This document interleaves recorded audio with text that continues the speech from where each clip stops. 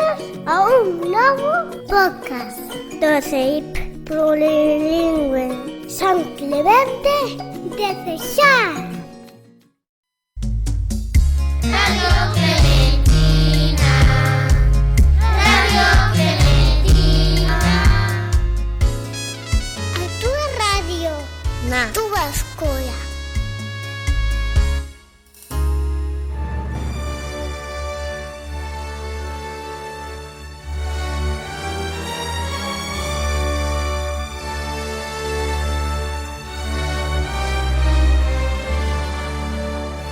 Bos días, queridos e queridas ointe da Radio Clementina.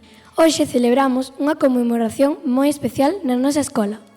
Esta mañá celebramos o Día do Tesouro.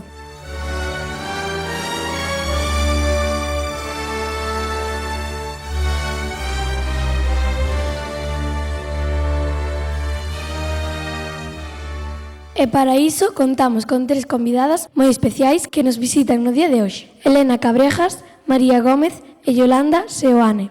Moi bons días a todas. Bos días. Que tal? María, podes contarnos brevemente en que consiste o voso traballo? Pois claro, nós somos arqueólogas e traballamos estudando os obxetos que fixeron os humanos no pasado para reconstruir a historia. Que interesante, continuamos en Radio Clementina celebrando o Día do Tesouro.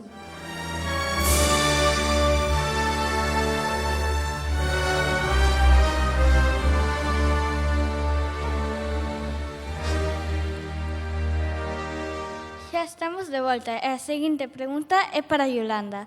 Que é para ti o que máis mola de ser científica e que é o que menos che gusta do teu traballo? Pois mira, o que máis me mola de ser científica é que tuve a oportunidade de viaxar moito e de ver moitas culturas distintas e con iso moitos patrimonios distintos. A veces está ben sair a fora para comparalo co que temos aquí e poder valoralo. E o que menos, pois quizáis que a arqueoloxía non é unha carreira moi fácil. Eu desde pequena pensaba que quería ser arqueóloga, non sei moi ben por qué, se vin algunha película ou non, pero despois, cando fui un pouco maior, todo o mundo me dicía non ten salida, non, eso non ten salida, entón casi que dudei un pouquiño en se facía arqueoloxía ou facía ciencias políticas, pero ao final decidime pola arqueoloxía. E, bueno, a ver, aí o traballo non é moi estable, a veces costache conseguir traballo e que sean con as boas condicións, pero, bueno, finalmente eu creo que é facémolo porque nos gusta, no? Senón de outra maneira sería un pouco impensable dedicarse á arqueoloxía, pero, bueno, ao final foi todo ben, digamos. Elena, esta mañá vimos unha curtametraxe na que nos contaron a historia do tesouro, pero dinos, por que este tesouro é tan valioso e tan importante? O tesouro de Caldas é moi importante, importantísimo, para empezar porque é a acumulación de ouro máis importante de toda a prehistoria europea, a máis grande, pero que ademais ten unha técnica de fabricación moi especial. As pezas son macizas, están feitas por fundición. É raro atopar vasos, cuncas feitos con esa técnica, non? Tan antigos. E despois o peite é unha peza única. Hai pezas semellantes feitas en oso, en madeira, pero en ouro é unha peza única. É a máis antiga que se coñece en toda Europa. Así que nos posiciona no mapa, somos aquí un referente, non? E temos que pensar que, aínda que estamos aquí nunha esquina de Europa, na Fisterra, en realidade, pois, este tesouro nos coloca no centro de Europa nese sentido. Yolanda, e dende o punto de vista científico, contanos como tendrías desactuado as arqueólogas do CSIC se vos chamasen hoxe e vos dixesen que apareceu este tesouro. Que teríades que ter feito? Sería como nas pelis, helicópteros no aire, viría o FBI, o exército... Digamos que a nosa profesión ten un pouco de cine, sí, porque a veces temos situacións que se poden ver no cine, pero pero en xeral non, é un pouco máis aburrida. O que teríamos que facer sería, bueno, ir visitar primeiro o sitio e logo sempre avisar á Dirección Xeral de Patrimonio, que son os que se encargan, digamos, da custodia de todos os xacementos, e unha vez aí, bueno, había que ver como procedíamos. Se estuvera enterrado, pois habría que facer unha intervención para sacalo, e logo habría que musealizalo, poñelo no museo para que todo o mundo poidese disfrutar do tesouro. Continuamos en Radio Clementina, a túa radio na túa escola.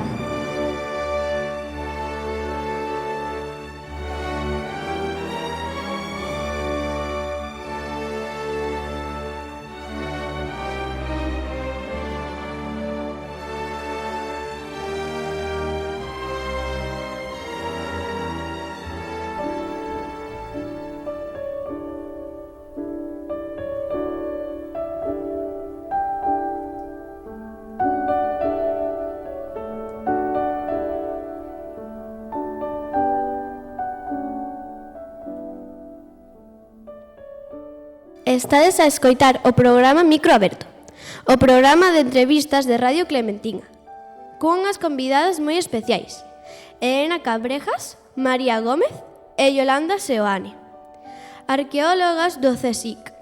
Esta pregunta é para as tres e queremos que soñedes ao grande. Aí vai a pregunta. Se poidese despedir un desexo sabendo que se vai facer realidade, cal é o descubrimento arqueolóxico que vos gustaría ter feito ou no que vos gustaría ter participado e por qué? A ver, a pregunta é complexa, porque cando falamos de arqueoloxía e nos faz este tipo de preguntas, todo o mundo vai a pensar nesas aventuras, nas pirámides e nesas cousas. Pero temos que pensar que, en realidade, en sitios tan pequenos como pode ser o noso entorno, tamén suceden cousas extraordinarias. Se pensamos, por exemplo, aquí en San Clemente, as mámoas que podemos ter, ¿no?, con dólmenes, poderíamos pensar que cando as construen e as orientan en función da astronomía, de como sae o sol, en realidade é o mesmo sistema que se está empregando nas pirámides de Exipto. Entón non estamos tan lonxe desas cousas. Ou cando pensamos como se chaman estos sitios, San Andrés de Cesar, San Clemente de Cesar, Cesariños, que pasa aquí? Os romanos tiveron algo que ver en isto? O César? Podemos pensar que por aquí pasaba unha calzada e que o mellor aquí temos un campamento, un enclave importante. A min esas sí que son as cousas que me gustaría topar. Coñecer realmente o sitio onde vivo. Eso é o que me parece máis grandioso. A min realmente non me gustan as cousas, a min gústame o que as cousas nos contan a través do que estudamos. Eu creo que xa cumplín o meu soño, porque realmente a min os proxectos nos que me gusta traballar son aqueles nas que as persoas que viven ao lado dos xacementos se implican neles. E, por fortuna, tiven a oportunidade de participar en varios deles. E, ademais, gústame, pois, cando excavamos a terra e levamos as cousas para o laboratorio para estudalas despois, e esas cousas nos ensinan a pensar sobre a sociedade e as persoas. A pensar máis alá de que un coitelo sirve para cortar, non? En plan, pois como o tesouro de Caldas, que as primeiras hipóteses foron que foi pois un tesouro de metal escondido nunha época de guerra, e iso foi mudando e agora pensamos que é unha ofrenda aos deuses, ese tipo de cousas. Pois eu tamén opino un pouco como as miñas compañeiras, pero voume mollar e vou ser un pouco máis materialista e vou dicir que me gustaría, que me quedou a mí unha espiniña aí de encontrar. Pois encantaríame atopar un enxoval nun dolmen megalítico. Os dólmenes megalíticos eran enterramentos de fai miles de anos, e unha vez escavei e quedeime así como moi triste por non atopar nada, porque xa sabemos que aquí en Galicia os restos orgánicos, todos os restos vexetais desaparecen polo tipo de chan que hai, que é un chan moi ácido, e só quedan restos pois que teñen restos líticos, de pedra, de cerámica, pero nese solo nos apareceu unha pequena lámina de sílex, non? Pero, bueno, nada que ver con moitos enxovais que aparecen nos enterramentos. Entón, se me preguntas, encantaríame atopar, desenterrar ou excavar un enxoval atoparme pois xoias, unha diadema, uns cacharros cerámicos ou uns útiles feitos con sílex no enxoval do dolmen. E xa para rematar, mañá celébrase o Día Internacional da Muller e da Nena na Ciencia. Podedes mandar unha mensaxe de ánimo a todas as nenas da escola que despois de escoitarvos que queiran dedicarse á arqueoloxía ou a ser científicas? Eu vou a ser moi directa porque ademais eu son de Caldas como a vos e estou traballando no Consejo Superior de Investigacións Científicas, así que todas podemos, todas podedes e moito ánimo se é o que vos gusta, adiante con esta idea.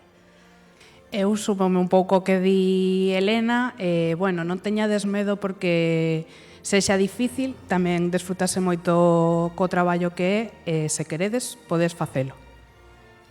Sí, bueno, unha mensaxe de optimismo, que fagades o que vos gusta, que eso, que non teñades medo e que a ciencia é para todas e para todos.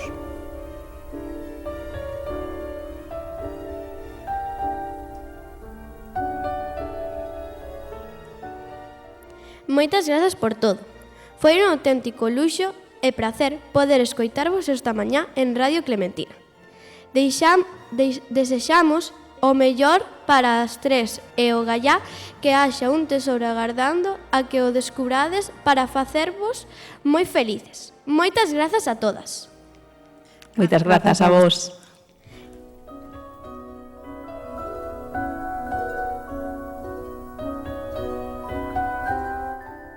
E despedimos o programa de hoxe aquí, en Radio Clementina. Grazas por escoitarnos na vosa emisora favorita. Radio Clementina, a túa radio na túa escola.